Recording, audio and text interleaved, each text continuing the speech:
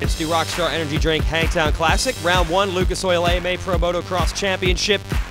Jason Wygant here. We're going to run you through the day's racing. Start with the 250 class, moto number 1. Impossible to talk about all the contenders in this division. 10, 15 riders certainly were considered to have realistic shots at the overall. Malcolm Stewart, his first ever pro race, ran up front early, chasing Eli Tomac. Dean Wilson, Cole Seeley, a couple other riders up front early, but Wilson was the man on the move. He would eventually run down the early leader Tomac. A bit of a surprise considering that Tomac won this race a year ago. Wilson on the 15 would take off in the lead. Tomac was second. Big surprise, Darren Durham in the 1110 Mods Honda, holding a whole bunch of factory riders like Justin Barsha behind him. It was a great race. You had Barsha, you had the new world champ coming over to the United States, Marvin Musquin, all battling with Durham for that last podium spot. But late in the race, the 57 of Blake Baggett passed all those riders, then caught and passed Tomac for second. He wouldn't have time to catch Dean Wilson, who wins moto number 1. Moto number 2, Baggett looking to replicate the kind of speed he had in the first moto, but out front early it was Barsha. Soon the pressure got to him though, he made a mistake, went over the handlebars, and that put a whole bunch of Kawasaki riders up front. You had Tyler Rattray, you had Wilson, you had Baggett, and one lone Honda rider, Tomac, trying to keep them in check.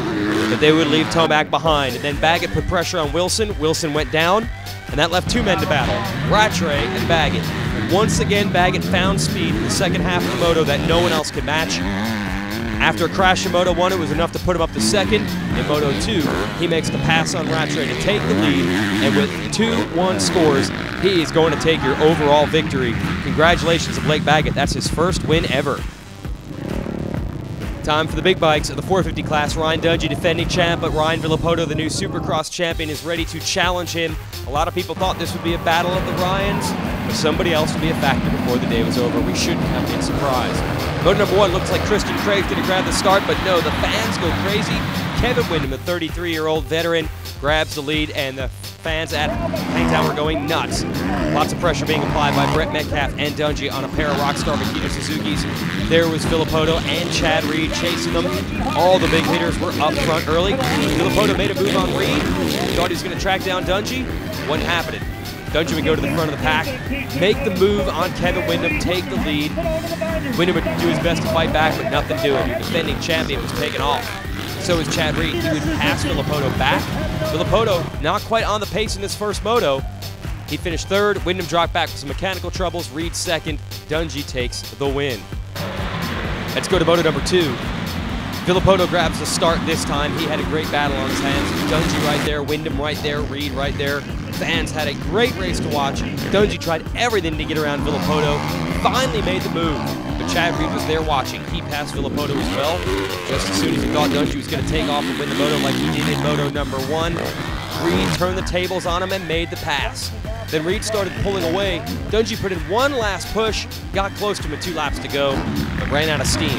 Chad Reed goes 2-1 to win Hangtown for the second year in a row. And serving notice, this will not just be the summer of Villopoto versus Dungey. And the women had their kickoff for the season. Remember, they don't race Supercross. This is their first chance to get at it.